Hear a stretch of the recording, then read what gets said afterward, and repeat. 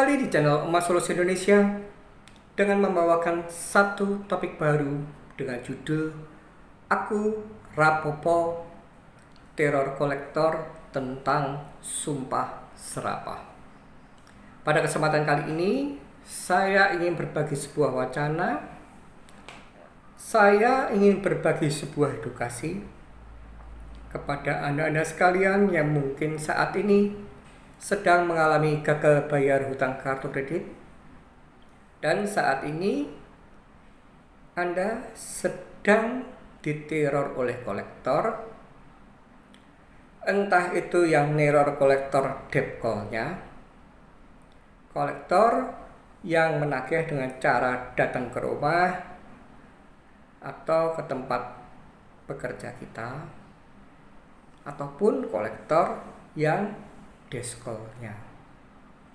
Kolektor yang menagih dengan cara menelpon, bisa jadi nomor fixed line, telepon rumah atau telepon kantor, bisa jadi menelpon handphone, atau mereka menelpon handphone kita ataupun menelpon handphone keluarga inti kita, yang inti dasarnya mereka ingin mengambil sebuah topik agar supaya Anda dapat menerima sugesti dari mereka tentang sumpah serapah.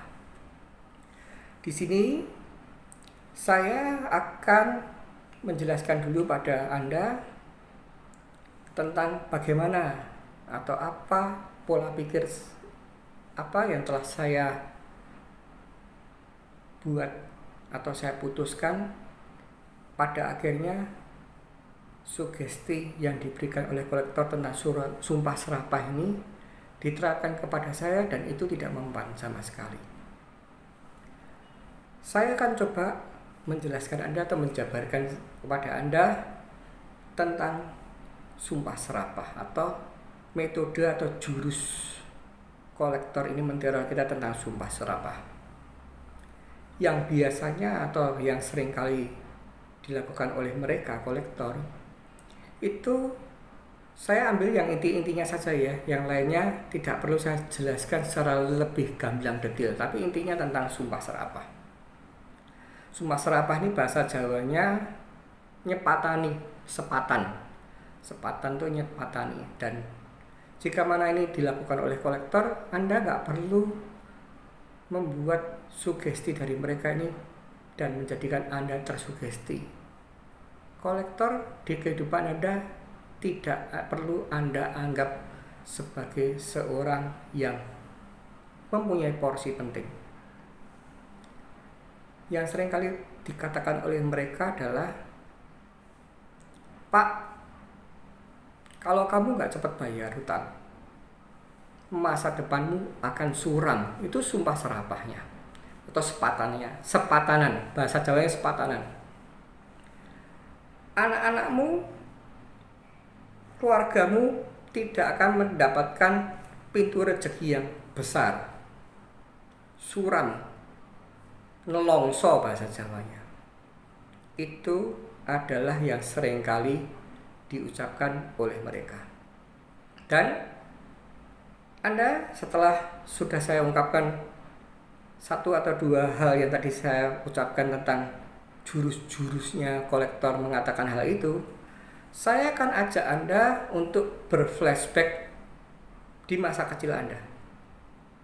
Di masa kecil Anda atau di masa kecil yang pernah saya jalani, dan semoga apa yang saya ceritakan ini mungkin juga terjadi pada Anda. Tapi ini saya menceritakan ini dari situlah saya mengambil sebuah pola pikir. Ternyata apa yang tujuan kolektor ini tidak lain tidak bukan hanya membuat kita pening kepala, hanya membuat kita depresi, membuat kita gundah gulana dan putus asa. Dan itu sama sekali tidak perlu Anda lakukan. Jadi di masa kecil saya kebetulan 3 bersaudara. Kakak perempuan, dan kemudian saya.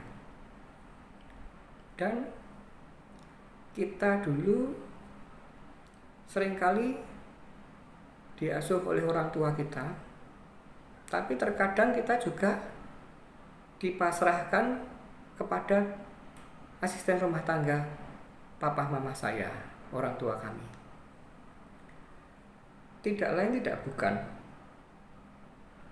saya mendengarkan sebuah kata-kata atau kalimat dari asisten rumah tangga orang tua kita ini ketika saya sedang makan atau kakak saya sedang makan. Dan kebetulan pada saat kami makan ini, kebetulan salah satu dari kami bisa jadi itu kakak saya atau saya sendiri, itu tidak ingin menghabiskan makanan yang telah disiapkan. Jadi kita disiapin makan, entah karena kita kepengen cepat mau mainan, atau entah karena kita baru bad mood, lauk tidak enak, atau mungkin kita baru gak selera makan, makanan belum habis dan kita kepengennya tidak kita lanjutkan untuk selesai. Apa yang saya ingat? Saya masih ingat sekali jika itu yang melakukan saya. Ini asisten rumah tangga saya ini mengatakan sebuah ucapan. Kebetulan kalau manggil saya adalah Nyo, dan kalau memanggil kakak saya perempuan ini Noni, Nyo. Nyo, ayo dihabiskan makanannya. Dan kebetulan saya waktu kecil piara ayam. Kalau Nyonya ndak menghabiskan makanan, besok pagi ayamnya mati loh. Itu yang diucapkan oleh pengasuh saya. Dan saya tanpa sengaja ingat dan mendengarkan. Beda lagi kalau ngomong sama kakak saya. Pengasuh saya ini ngomong sama kakak saya beda lagi. Ayo Noni, dihabiskan nih. Kalau Noni tidak mau habiskan makanannya, nanti sok besar suaminya Noni brewokan. Brewokan itu berjambang ya, berjambang. Jadi diakibatkan pengasuh mensugesti dan kita tersugesti, kita tuh saya ataupun kakak saya tersugesti, wah ini kalau tidak tak habiskan makanannya, ayam saya mati. Kakak saya yang besar atau yang nomor 2 tersugesti juga, wah kalau tidak tak habiskan, suami saya nanti brewokan. Dan akibat itu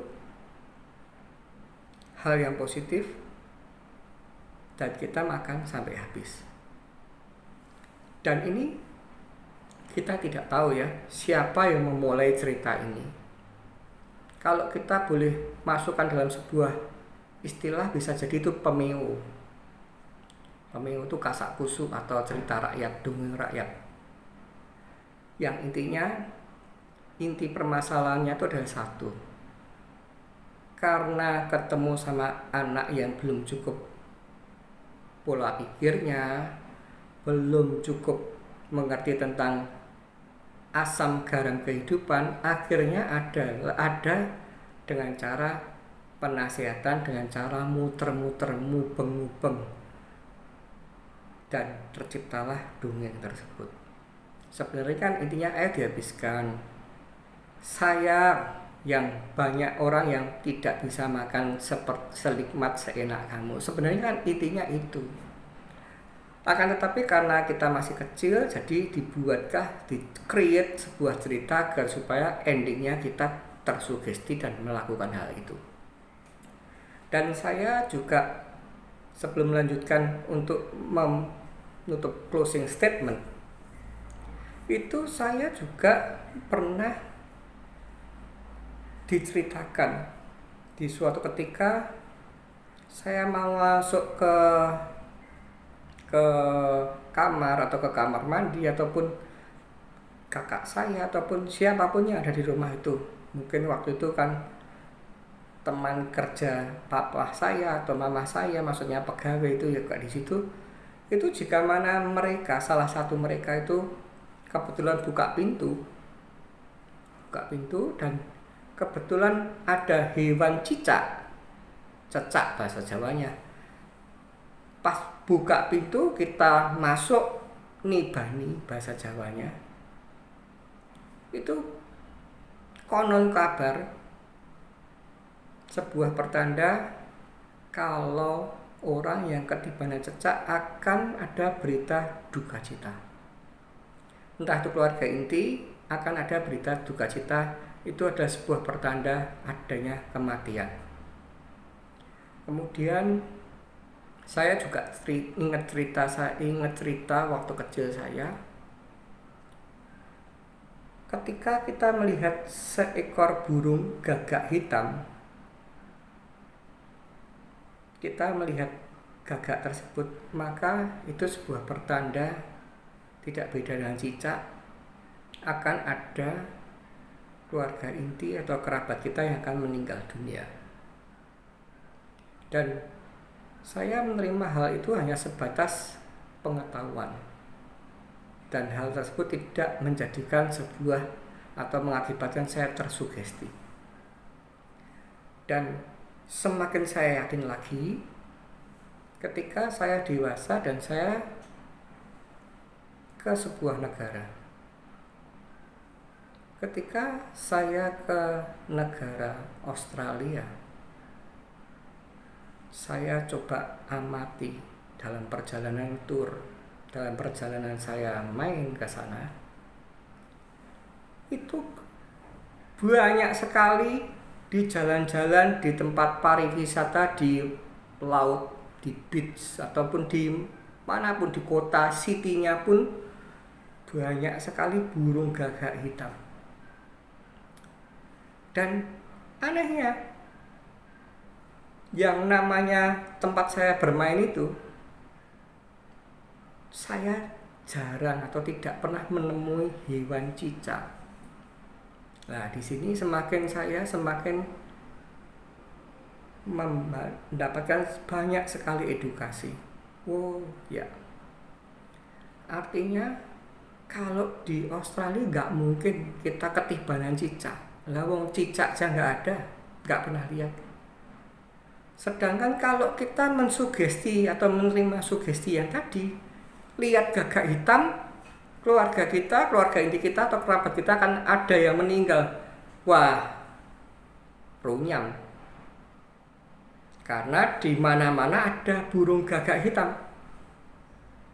Sebaliknya kalau kita misalkan tadi lihat kita di Solo atau di Indonesia kita tercinta, kita tinggal, yang namanya cicak itu banyak sekali.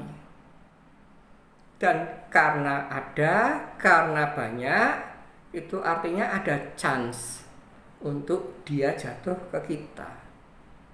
Dan kalau kita di negara yang tadi saya ceritakan, Australia, karena tidak ada, ya artinya tidak ada chance cicak itu jatuh.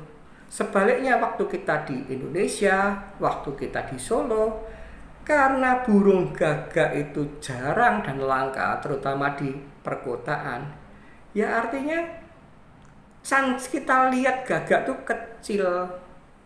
Dan inilah yang disebutkan paneo.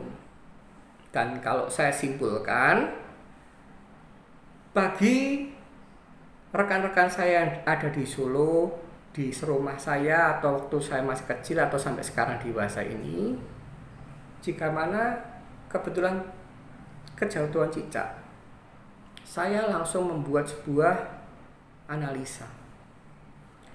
Ada pegawai saya kejatuhan cicak, atau bila perlu saya sendiri kejatuhan cicak, saya analisa. Tidak selalu dan tidak senantiasa kejatuhan cicak sama dengan berita duka cita.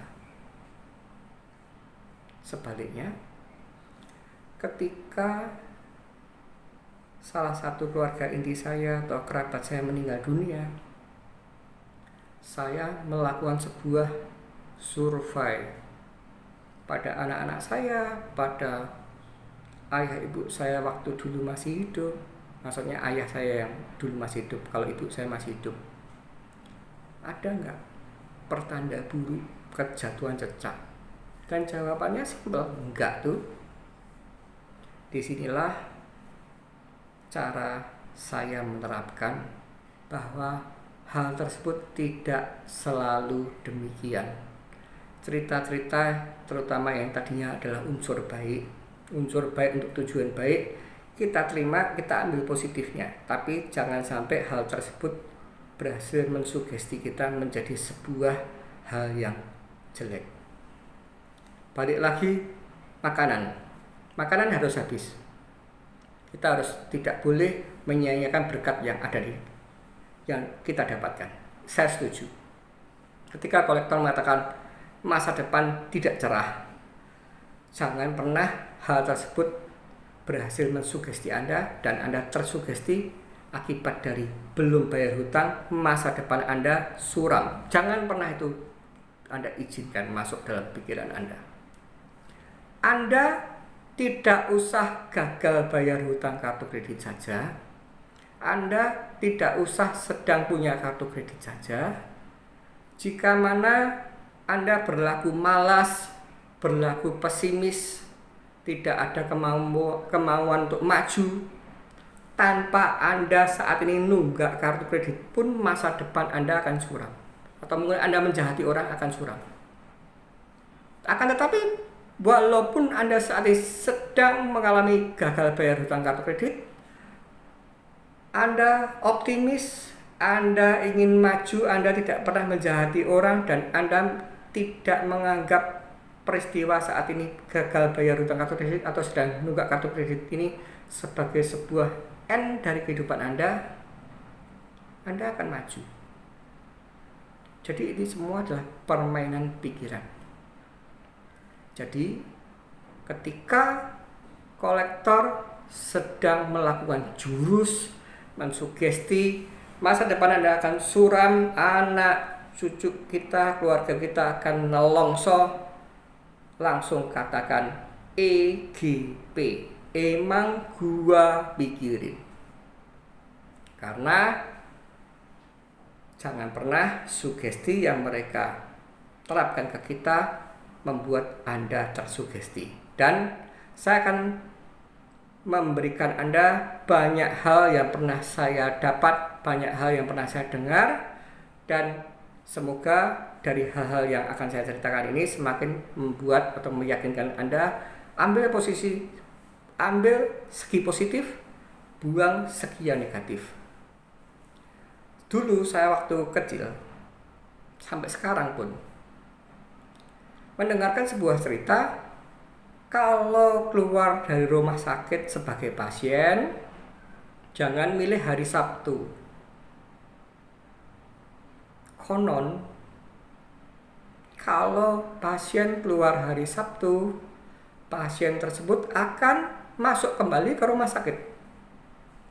Atau ada lagi, saya ini menceritakan ke Anda ini adalah untuk tujuannya adalah positif adanya ya, bukan untuk menentang sebuah tradisi atau kepercayaan. Tapi saya ceritakan adalah positif adanya, semoga Anda mengambil hikmah yang positif.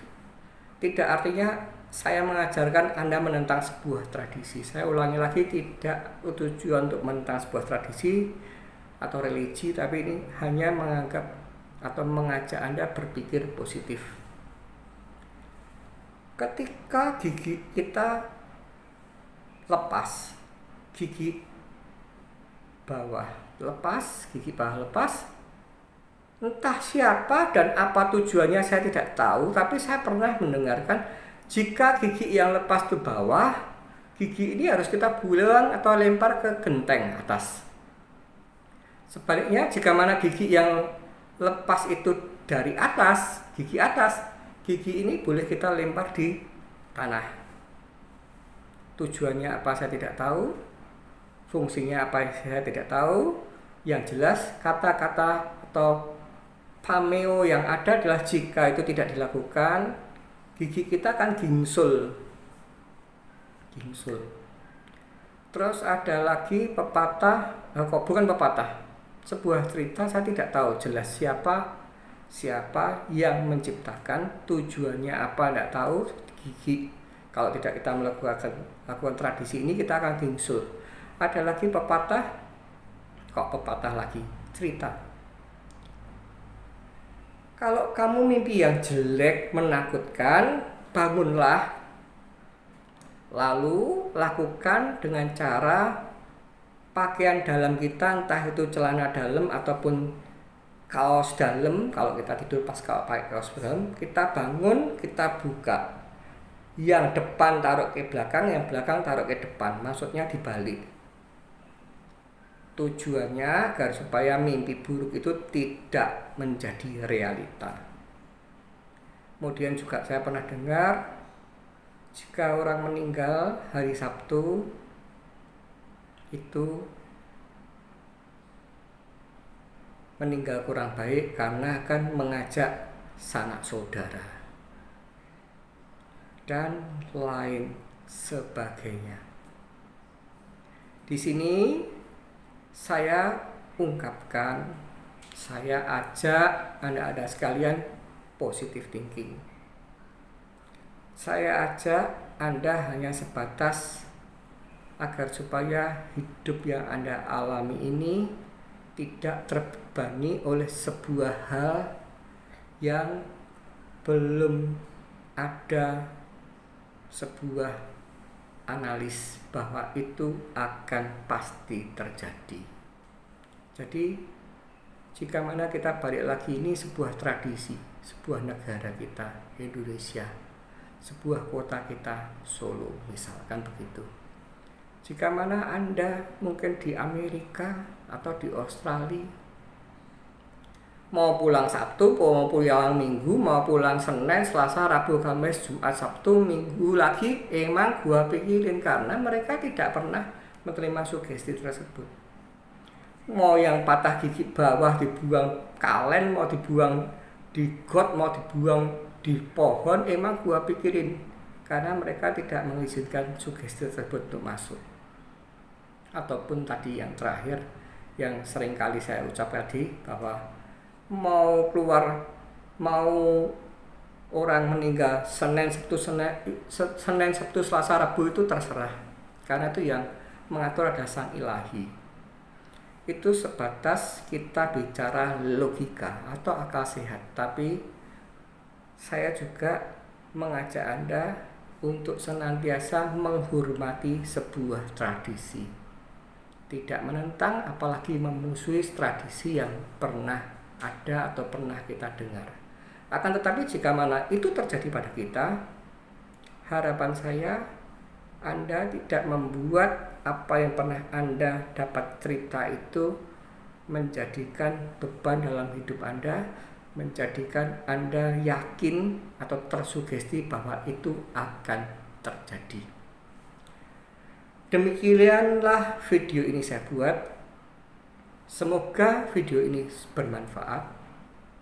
Semoga Anda bisa mengerti tentang apa yang baru saja saya ceritakan. Dan saya pastikan ketika semua apa yang dilakukan oleh kolektor, entah itu menteror tentang orang tua, entah itu menteror tentang dosa, entah itu menteror tentang sumpah serapah, tidak lain tidak bukan tujuannya adalah mereka berusaha mensugesti Anda dan Anda tersugesti, dan akibat dari tersugesti dan kondisi Anda tidak memungkinkan, Anda terbebani dan mulai hari itu hidup Anda menjadi tidak nyaman. Bijaklah dan mengertilah hal itu, tata pikiran Anda secara positif, dan lalui kesukaran yang saat ini memang sedang terjadi, yaitu gagal bayar hutang kartu kredit saat ini terjadi, dengan sebuah suasana hati yang senantiasa penuh sukacita. Jangan menyerah, tetap semangat, dan ingat, badai pasti berlalu.